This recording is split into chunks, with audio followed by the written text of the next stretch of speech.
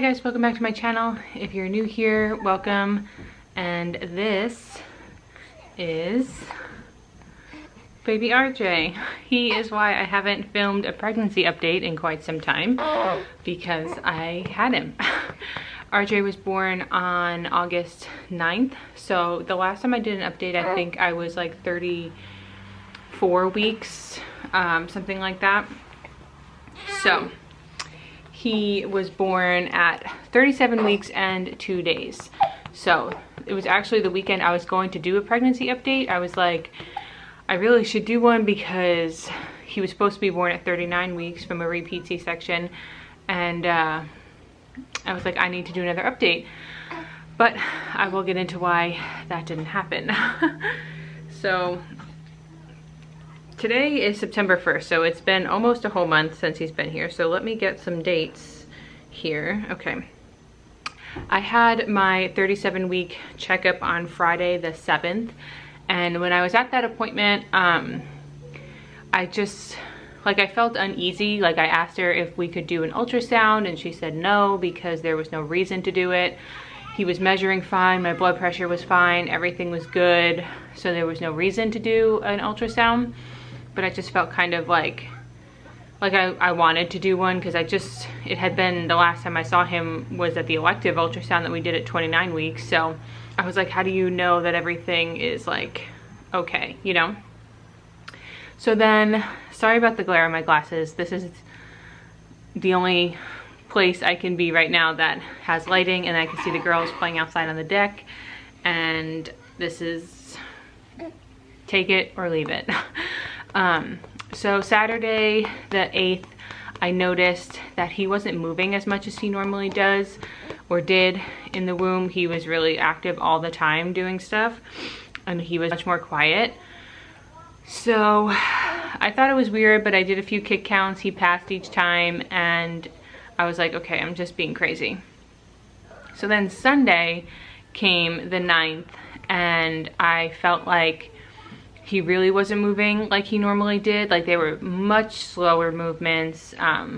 Normally he would move very like forcefully and like stick a foot out or stick an elbow out. Like, my belly had crazy movements with him. So I was talking to my husband about it, and he was like, well, why don't you just go to the hospital and get checked out, and then, you know, just for peace of mind. And I was like, I didn't want to, because I was like, he is moving, but it's not the same as his movements. So I decided just to go. And it was around 1 o'clock that I left the house to go to the hospital, because it was a Sunday, so I couldn't just go to like a regular doctor's appointment to get checked out. So I got to the triage, and I was the only person there. And since Corona and everything, you can't have anyone with you in triage. You can only have a visitor come once you're like admitted. So they hooked me up to the machine, like where they measure the kicks and contractions and stuff like that. And I wasn't having any contractions, and he was moving. So I was like clicking the button, you know, that they give you to click when they move. And then they said, after I was on there for maybe like a half hour, and they said, okay, we're gonna send you down for an ultrasound just to see, make sure everything's okay. And I went down to, oh, look at that baby yawn. I went down to the ultrasound department, radiology, whatever, and it wasn't like, it was just a regular radiologist that was doing it. So he didn't say anything to me. He didn't point anything out. I didn't even get to see the screen or anything. So he did the ultrasound. I went back up, and before all of this had happened, I never changed into like the hospital robe or, you know, gown that they give you. She was like, you could just leave your clothes on, because this is, you know, the straps just go over your stomach. So when I got back up to triage, she was like, okay, we're just gonna have you get changed into this robe real quick, and then the doctor will be in to talk to you. And I was like, okay, so either I'm being admitted, or the doctor gets mad when you don't wear the robe, the hospital gown. So I was getting admitted. The doctor came in, and she said that my fluid was really low, and it was at like a 4, and I guess it should be above a 5. And usually like around a 7, they start monitoring you for low fluid.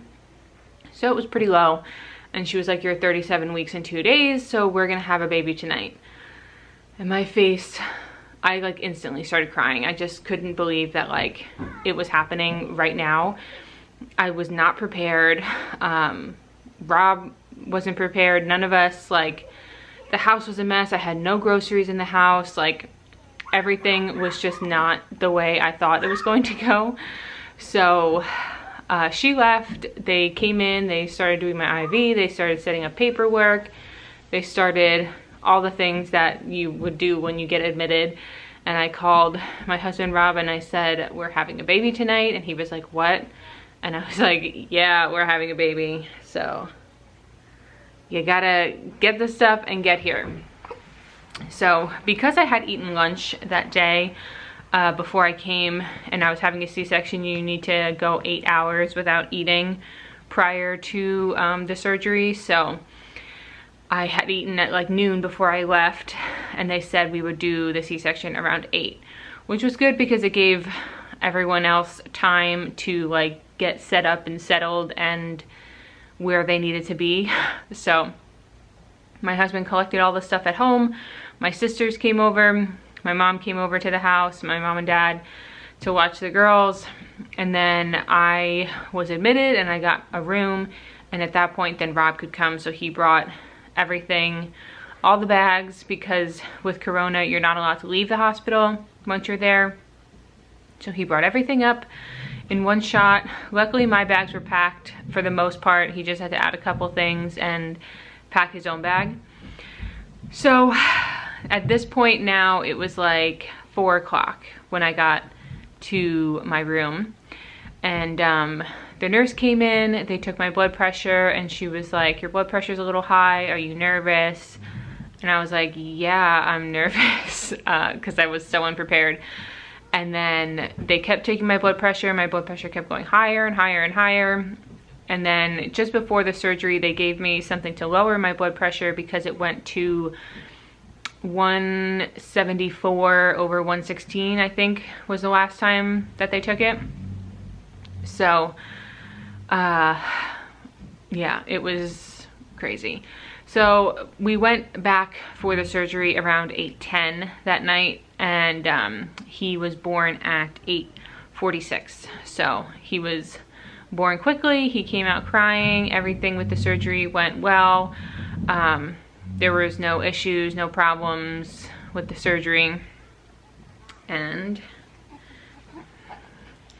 he was born.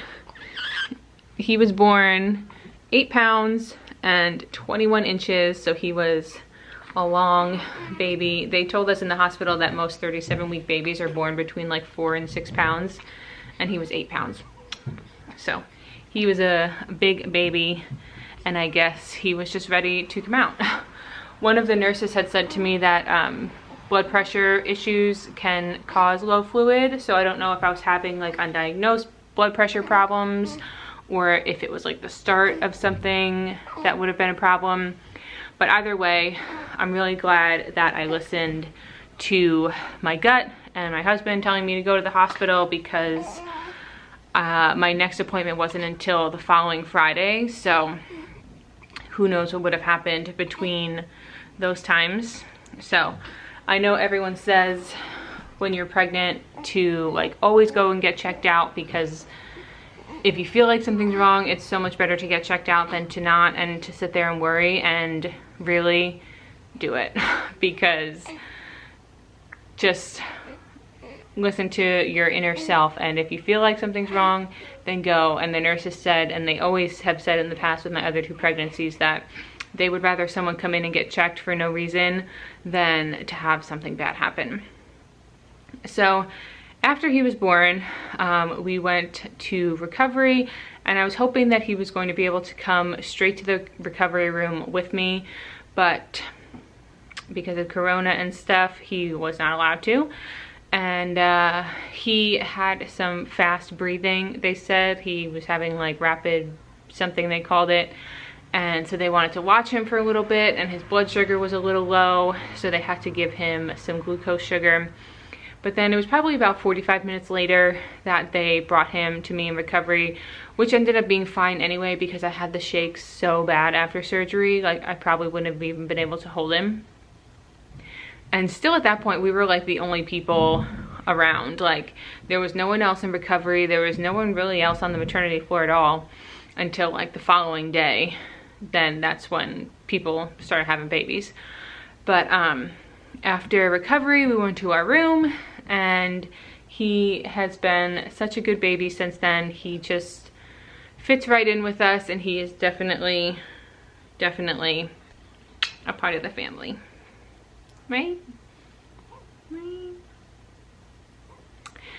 So that is it. That is my birth story. Very unexpected.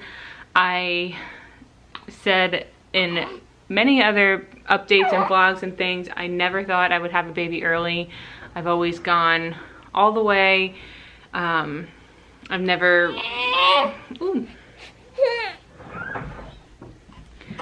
had anything happen that would make me think I would have had a baby at 37 weeks. And I know that that's technically not like full term, but it is term, so it was safe for him to be born according to the doctors, and I'm just glad that he got here safe and that I'm safe and everyone was good. So that is it. That's this little baby's birth story, and I'm going to do a 1 month update, I guess, because he's 3 weeks old, or he was 3 weeks old on Sunday, so we're really coming up on his 1 month here. And maybe I'll do like a 1 month postpartum update around then too. But I really wanted to get this up because I haven't been able to, I tried to do a vlog and it just hasn't happened yet. Adjusting to 3 kids has been a little crazy. So he's getting hungry now. So I'm gonna wrap this up, and thank you guys so much for watching, and I'll see you in our next video. Bye.